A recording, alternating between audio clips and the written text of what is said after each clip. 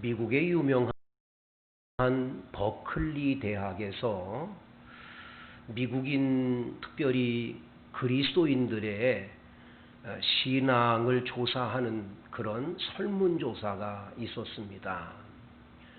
그 설문조사에 특별히 한 가지 질문하는 일이 뭐였냐 하면, 당신은 동정녀 마리아의 몸에서 예수님이 탄생한 걸 믿습니까? 라고 하는 질문이었습니다.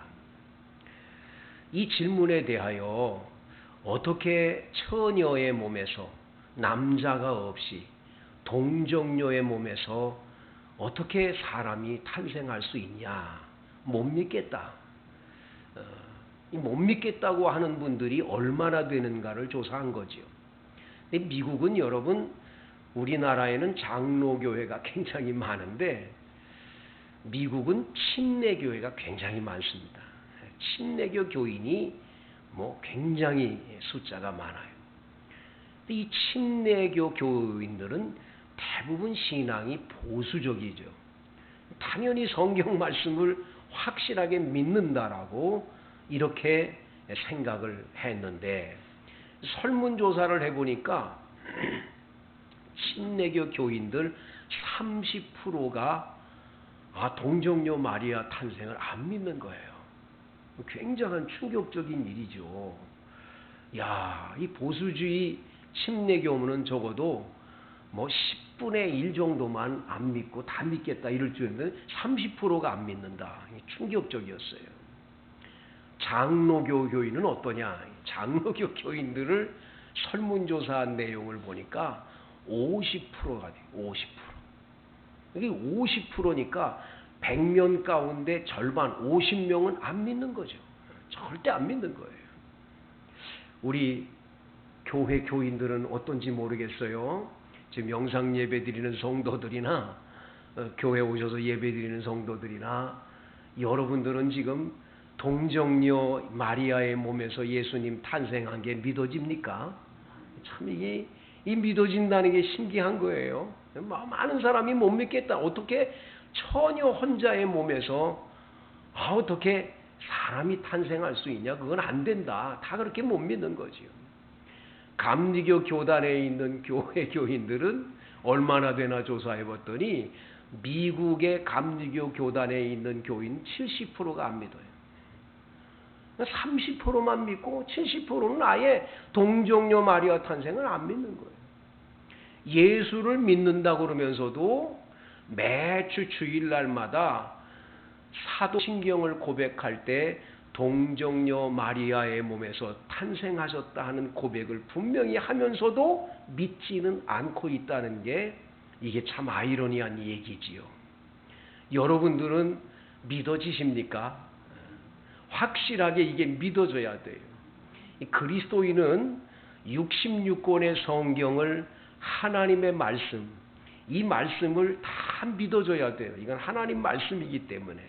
근데 이 하나님의 말씀이 66권 성경을 완전하게 믿어지려면 두 가지가 꼭 먼저 믿어져야 돼요. 이게 믿어지면 나머지 게 다 믿어지게 돼요. 첫 번째가 뭐냐? 창세기 1장 1절. 태초에 하나님이 천지를 창조하시니라. 이 천지, 우주 만물을 하나님이 창조했다는 게 믿어지면 나머지 39권의 구약 성경이 다 믿어지게 돼 있어요. 두 번째, 예수님의 동정녀 탄생인 마태복음 1장을 확실하게 믿어지면 신약 27권이 다 믿어지게 돼 있어요. 이 두 가지만 확실하면 66권 성경은 다 믿어져요. 그런데 이게 못 믿겠다고 하는 분들이 꼭 있단 말이죠. 자, 오늘 여러분 마태복음 1장을 한번 여러분 찾아서 먼저 한번 살펴보며, 특별히 영상 예배 드리는데 집에 계시는 분들도 마태복음 1장을 한번 찾아서 한번 은혜 받기를 원합니다. 자, 마태복음 1장 1절을 다 같이 읽어봐요. 아브라함과 다윗의 자손 예수 그리스도의 계보라. 이 마태복음 1장 1절에 아브라함이라고 하는 믿음의 조상, 그 후손인 다윗, 이 이스라엘 나라의 임금 가운데 최고의 임금이라고 하는 다윗, 그 후손으로 예수님이 이 땅에 오셨다. 이거는 아브라함으로부터 다윗으로부터 이렇게 후손으로 오는 분만이 뭐다? 메시아, 구세주, 그리스도라고 하는 것을 구약 성경에 이미 예언됐기 때문에 이 말씀 1절을 쫙 얘기를 하시는 거예요.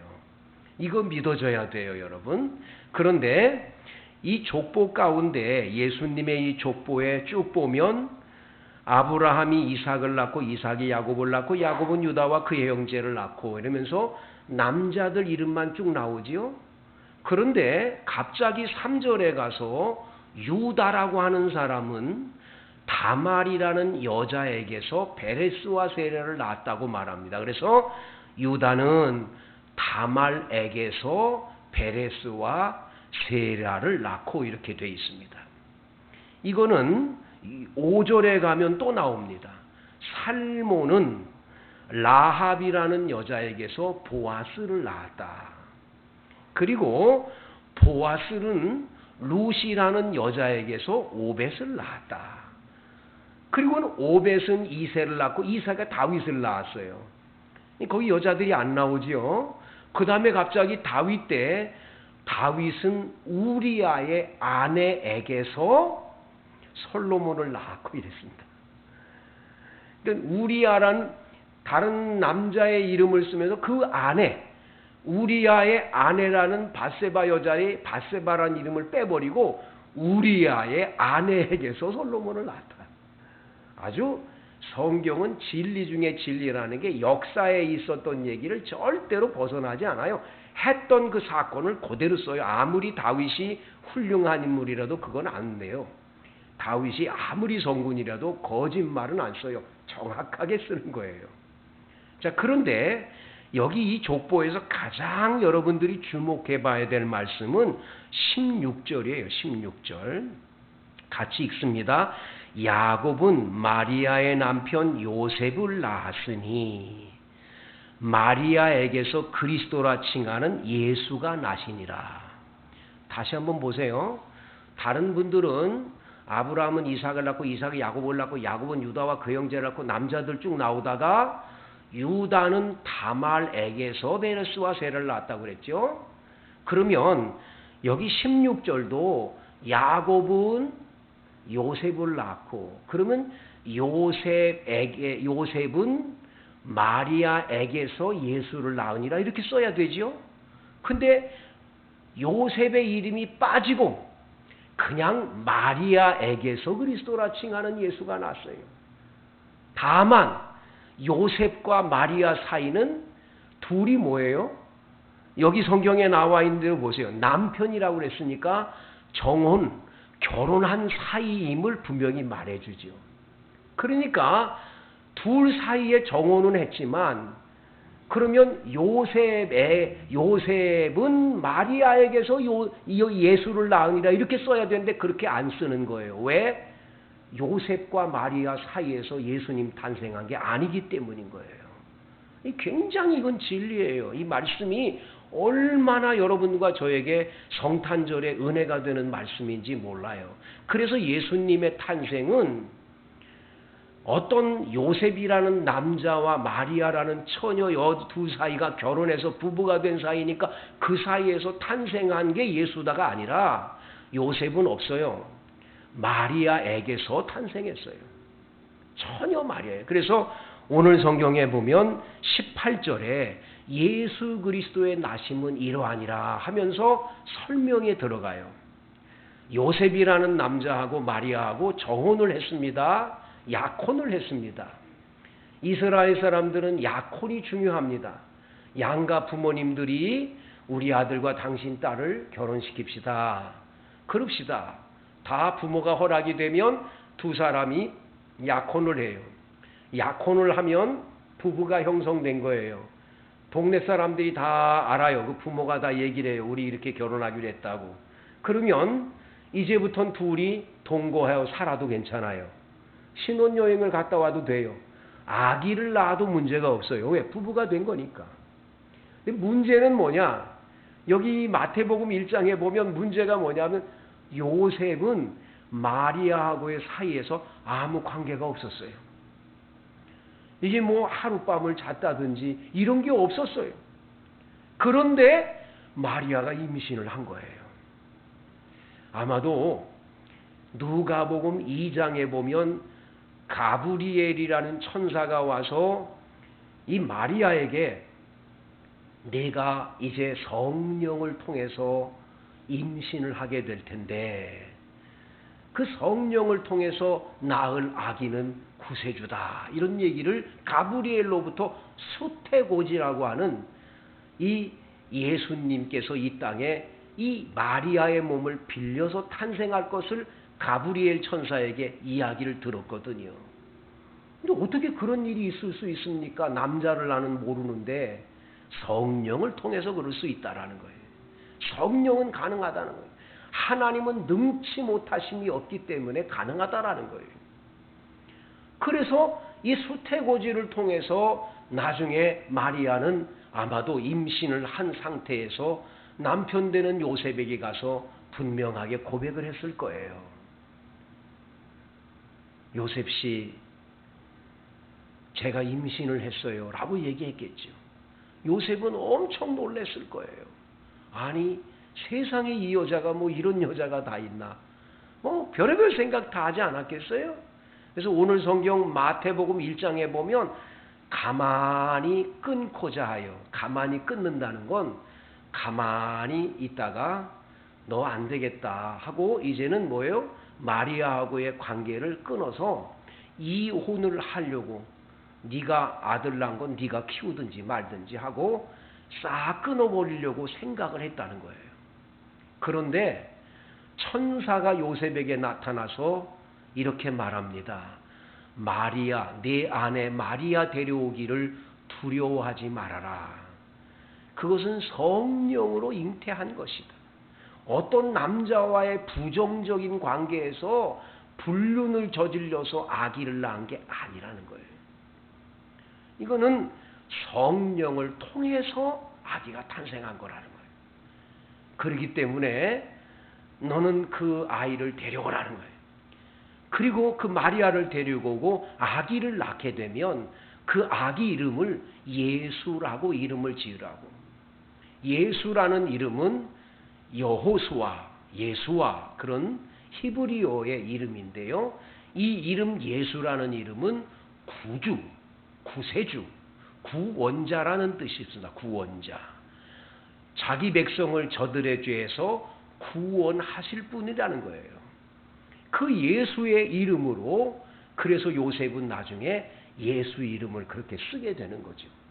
자, 여러분 이렇게 쭉 하나님의 말씀을 우리가 함께 나누다 보니까 그래서 예수님이 마구간에서 탄생했구나라고 하는 걸 알게 되는데 빌립보서를 기록한 사도 바울은 이것만 아니라는 거예요. 더 깊이 알아야 된다는 거예요. 이렇게만 알면 안 되는 거예요. 여러분들이 이것만 알면 성탄절 의미를 다 아는 게 아니라는 거예요. 성탄절 의미를 알면 더 깊은 걸 알아야 된다. 빌립보서 2장 6절입니다. 빌립보서 2장 6절. 너희 안에 이 마음을 품으라고 그리스도 예수의 마음이니 5절 그렇게 말한 다음에 그는 근본 하나님의 뭐였다고요? 본체였다. 본체. 예수님은 하나님의 본체였어요. 하나님과 동등됨을 취할 것으로 여기지 아니하시고 하나님하고 동일하게 동등한 자리에 있으려고 그러지 않고 예수님께서 잠깐 동안 보류하시기 위해서 동등됨을 취할 것으로 여기지 않으셨다는 거예요. 이 여기 취한다라고 하는 이 단어는 보류. 얼마 안 있다가 하나님 우편의 자리에 예수님은 올라가실 거니까 보류하는 거예요. 오히려 자기를 비어 종의 형체를 가지사 사람들과 같이 되셨어요. 하나님이라는 그분이 사람 몸을 입고 이 땅에 내려오시는 거예요. 그런데 하나님이라는 분이 사람 몸을 이 땅에 입고 내려오실 때 마리아의 몸을 빌려서 마리아 몸을 통해서 이 땅에 아기 예수로 탄생하는 거예요. 사람의 모양으로 나타나사 자기를 낮추셨어요. 얼마나 낮추셨냐? 아기 예수로 탄생하는데 그 아기 예수님을 탄생하는 예수님이 저 왕궁에서 태어난 게 아니라 저 가난한 이 베들레헴의 시골 마을에 어느 한 집의 마구간에서 태어나신 거예요. 저희 어렸을 때 집에서 소를 키웠기 때문에 소를 키우는 그 여러분 외양간이라고 그러지 않습니까? 외양간이나 마구간이나 똑같은 동물을 키우는 그런 장소인데 이놈들이 똥 싸고 거기서 누워 자고 오줌 싸고 했던 곳 그 지푸라기 겨울 같은 데는 풍성하게 한다고 그래놨는데 거기다가 똥 싸고 오줌 싸가지고는 그 냄새가 겨울에 그걸 칠 때는 아주 못 견디죠. 아주 얼마나 그 냄새 납니까? 예수님의 탄생하심이 바로 그런 외양간에서 가장 낮은 자리에서 아기 예수로 탄생을 하시는 거예요. 하나님이 그렇게 하셨어요. 그리고 마지막에는 33세 되던 해에 죽기까지 복종하셨으니 곧 십자가에 죽으심이라. 예수님이 이렇게 십자가에 못 박혀 죽으심으로 우리의 죄를 대신해서 죽으심으로 여러분과 저를 구원해내 주셨어요. 이러므로 하나님은 그를 지극히 높여서 모든 이름 위에 뛰어난 이름을 주셔서 하늘에 있는 자들이나 땅 위에 있는 자들이나 땅 아래에 있는 자들로 모든 무릎을 예수의 이름에 꿇게 하셨어요. 그리고 모든 입으로 예수 그리스도를 주여 하고 우리 인생의 주님이십니다라고 주여라고 고백하도록 하셔서 하나님께 영광 돌리게 해주셨음을 말씀해 주고 계시는 거예요. 오늘 이 크리스마스에 오늘 이 주시는 이 본문 말씀에서 우리는 두 가지를 꼭 기억해야 됩니다. 첫째는 예수님의 은혜입니다. 예수님의 은혜. 여러분, 예수님은 우리에게 은혜 주시는 줄로 믿습니다. 어떤 은혜를 주십니까? 첫째, 우리는 값없이 은혜의 선물을 받았는데 영생을 얻는 은혜를 받게 됐어요. 죄사함을 받는 은혜를 받게 됐어요. 천국을 소유하는 은혜를 받게 해주셨어요. 그래서 예수 믿는 사람은 우리 예수님의 이 인카네이션, 성육신, 하나님이 사람이 돼서 이 땅에 오셔서 우리를 위해 십자가에 못 박혀 죽으신 그 은혜로 말미암아 죄사함과 영원히 사는 영생을 얻는 복을 받게 된 줄로 믿습니다. 하나님이 세상을 이처럼 사랑하사 독생자를 주셨으니 이는 저를 믿는 자마다 멸망치 않고 영생을 얻게 하려 하심이니라. 예수를 믿으면 영생의 은혜가 주어지고 죄 사함의 은혜가 주어져요. 그래서 여러분 교회 나와서 이제 죄 사함의 그 표징으로 세례, 물 세례를 받게 될 때 얼마나 감격스럽습니까? 옛날에 내가 지은 많은 죄들, 그 부끄러운 죄들, 씻을 수 없는 죄들을 예수님께서 우리에게 은혜를 베풀어 주심으로 물에 들어가서 다 씻고 나오는 세례의식을 통하여 죄사함을 받았다. 우리 고백하는 은혜가 임하지 않습니까? 두 번째 예수님의 은혜는 뭡니까? 여러분들이 고린도후서 8장 9절을 아세요?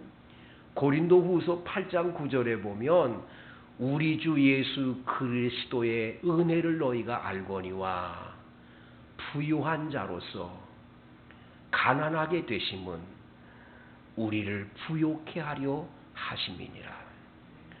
여러분과 제가 이 땅에서 가난에 찌들어서 너무 형편이 어렵게 인생길을 걸어왔던 우리들에게 예수님께서는 가난에서 벗어나서 부유한 자가 되게 해주시려고 우리를 위해 가난한 자로 이 땅에 오셨다는 거예요.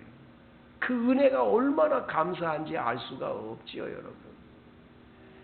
어떤 분들은 인생길을 걷다 보면 너무너무 인생 살기가 고달프고 힘드니까 몇 날이고 잠을 못 자고 그러다가 우울증이 찾아와 가지고는 그냥 죽고 싶은 생각이 마음속에 들어와서 죽어야 되겠다, 죽어야 되겠다, 그런 생각을 갖게 되지요.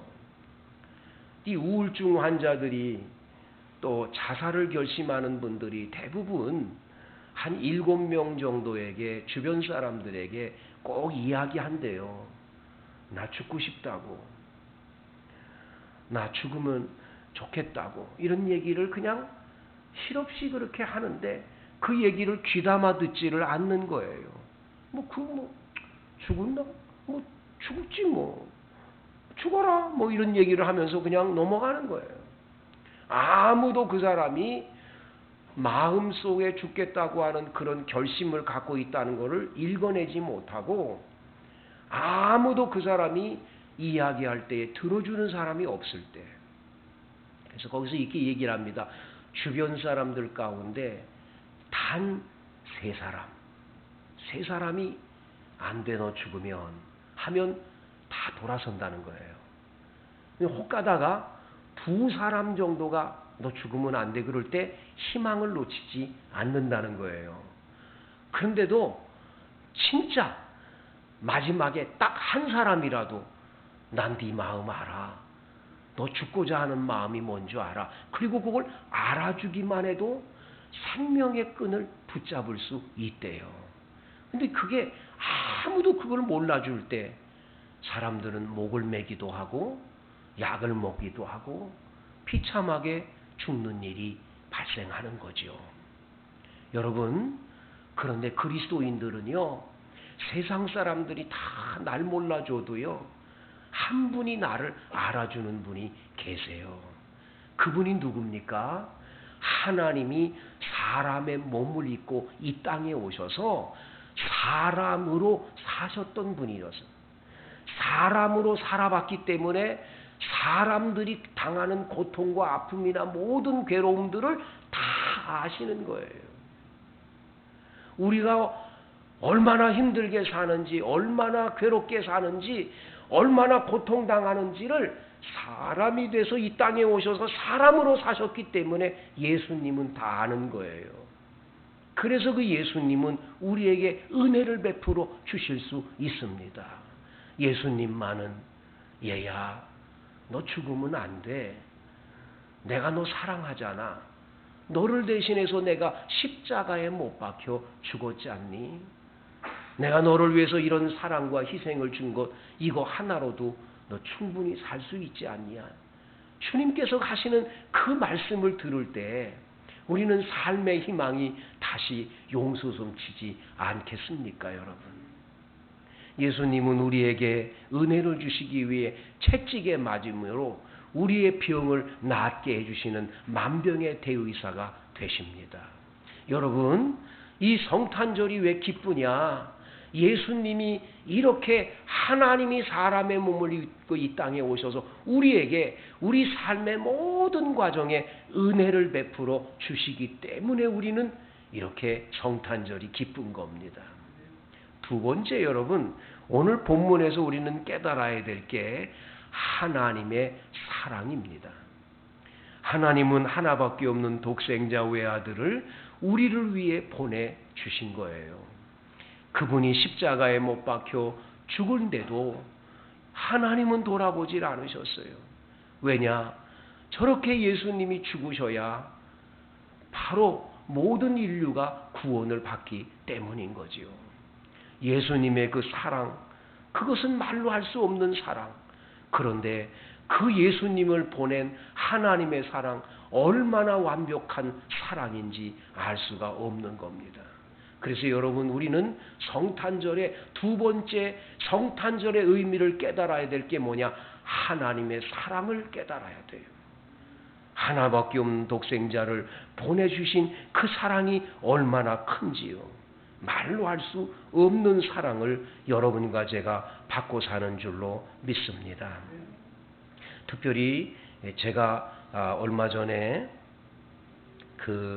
어느 한 출판사에서 아버지에 대한 글을 써서 공모를 했는데 그 공모한 글을 이제 한 분이 써서 장원 한 분의 글이 나왔는데요. 이 신문 보도에 기록되어 있는 글을 읽으면서 제가 가슴이 아주 찡했는데 한번 소개해 드리겠습니다. 아버지 죄송합니다가 제목입니다. 내 가슴에 각인된 불효의 죄스러움이 너무 커 속지 않은 마음으로 이 글을 씁니다. 내 땅이라고는 한 뼘도 없는 가난한 소장농의 셋째 딸로 태어난 제가 남편과의 결혼을 며칠 앞두고 식구들이 모인 자리에서 차마 입에 담지 못할 말로 부모님의 가슴에 처음으로 피멍을 들게 했습니다. 엄마 아빠 딱 한 번만 부탁드릴게요. 결혼식장에서만큼은 큰아버지 손을 잡고 들어가게 해주세요. 말이 끝나기도 전에 옆에 앉아있던 오빠한테 뺨까지 맞아가졌지만 저는 단호할 만큼 막무가내였습니다. 아버지는 곱사등이었기 때문이지요. 곱추가 되신 아버지의 손을 잡고 결혼식장에 들어가면 부유한 시댁에 행여나 흉잡힐까봐 많은 손님 앞에서 선다는 것이 너무나도 싫어서 곱사등이 아빠 손을 들고 붙잡고 식장에 들어가고 싶지 않았던 겁니다. 걱정하지 말그래. 요즘 허리가 하루가 다르게 아파오니 내 그날은 식장에도 못 갈 것 같구나. 그러니 마음 아파하지 말고 그렇게 하거라. 행여나 시집가는 딸 마음에 상처라도 익힐 바가 거짓말까지 하신 나의 아버지. 웨딩드레스를 입고 결혼식장에 오신 손님들의 축하를 받으며 큰아버지 손을 받고 행진하는 순간부터 아빠 생각에 북받쳐 오르는 눈물이 계속 흘러내려 범벅이 되고 말았습니다. 덩그러니 골방에 홀로 남아 계실 아버지가 떠올라서 아버지를 배반하지 않아야 되는데 아버지에게 불효를 저질렀기 때문인 거지요. 허니문 베이비를 가져 시집 가자마자 심한 입덧으로 고생을 하는데 남편이 사다주는 음식은 냄새만 맡아도 구역질이 났습니다. 친정어머니가 투박한 손으로 묻혀주시던 겉절이와 텁텁한 청국장이 그렇게 먹고 싶었습니다. 그러던 어느 날 따스한 일요일 오후에 치장을 한 채 시어른들을 모시고 바깥 나들이를 하기 위해 승용차에 몸을 싣고 골목어기를 빠져나갈 즈음에 제 눈을 의심을 하고 말았습니다. 곱추등을 가지신 아버지가 보자기를 들고 건너편 슈퍼에서 두리번거리는 모습이 보였기 때문입니다. 아버지, 한 번도 와본 적이 없으실 텐데 설마 아버지가 아니기를 간절히 바랬습니다. 그날 저녁 남편이 슈퍼 아줌마가 전해주더라며 조그마한 보따리를 내밀었습니다. 거기에는 아빠가 쓴 글이 있었습니다. 야야, 너가 어머니가 올락하더라. 가다가 일 나가서 못 오고 내가 대신 가지고 왔대이. 하나는 청국장이고 하나는 겉절이다. 배골치 말고 맛있게 먹으래이. 맞춤법도 틀리게 어렵사리 쓰셨을 쪽지를 보면서 사돈댁에게 흠잡힐까봐 들어오지도 못하고 슈퍼마켓에게 이것을 맡겨두곤 가셨던 겁니다. 버스를 3번이나 갈아타야만 올 수 있는 길을 그렇게 아버지는 딸을 앞에서 쳐다도 보지를 못하고 딸네 집에 와 물 한 모금도 마시지를 못하고 쓸쓸히 돌아가셨던 겁니다. 아기를 낳아봐야 부모 마음을 안다고 했는데 늦게나마 철이 든 저는 이제야 아버지의 사랑이 얼마나 큰지를 알 것 같습니다. 한 번 내뱉은 말은 주워 담을 수 없듯이 한 번 저지른 불효는 그 어떤 효도로도 깨끗이 치유될 수 없어서 한스럽기만 합니다.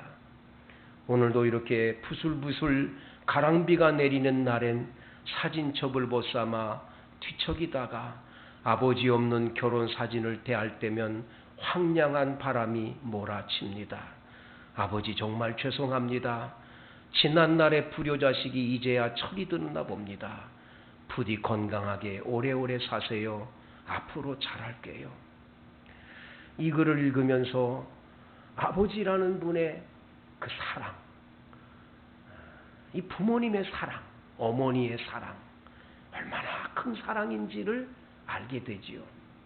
하지만 우리의 부모님들은 완벽하지 못합니다. 때로는 우리 부모님이 내 마음에 상처를 입히기도 하고 어려움도 주기 때문이지요. 그런데 이러한 아버지나 어머니의 사랑보다도 완벽한 사랑을 가진 분이 계십니다. 바로 우리 하나님 아버지시지요. 며칠 전 지난 12월 13일 날 이동원 목사님이라는 우리나라에서 아주 훌륭한 목사님으로 정평이 나 있는 이동원 목사님 아드님이 세상을 떠나는, 그래서 장례식이 치러진 신문보도 기사를 봤습니다. 43살 된 아드님이 국제 변호사로 그렇게 멋지게 잘 나가고 잘생겼던 그 아들이 한순간에 암으로 세상을 떠나버렸습니다. 아들을 잃어버린 아버지의 심정, 그건 경험해보지 못하면 아무도 모르는 거죠. 아들을 잃어버렸기 때문에 그 슬픔 가운데 이동원 목사님은 하나님 앞에 기도하다가 10가지 감사의 내용을 그 장례식에서 말씀하셨답니다. 하나님 아버지, 이제 암에서 우리 아들을 해방시켜 주셔서 감사합니다. 사랑하는 아들, 유머 감각이 그렇게 많았던 아들로 저희 부부가 행복했던 날에 감사를 드립니다.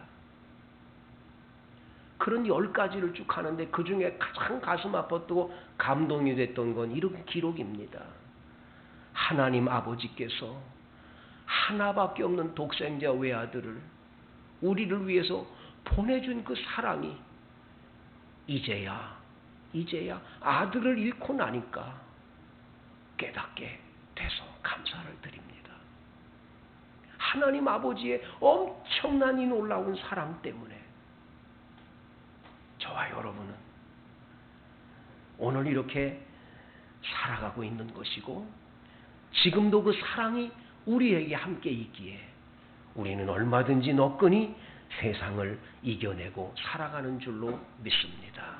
여러분 모두 이 하나님의 사랑, 예수님의 은혜 가운데 성탄절에 큰 축복을 받기를 간절히 축원합니다.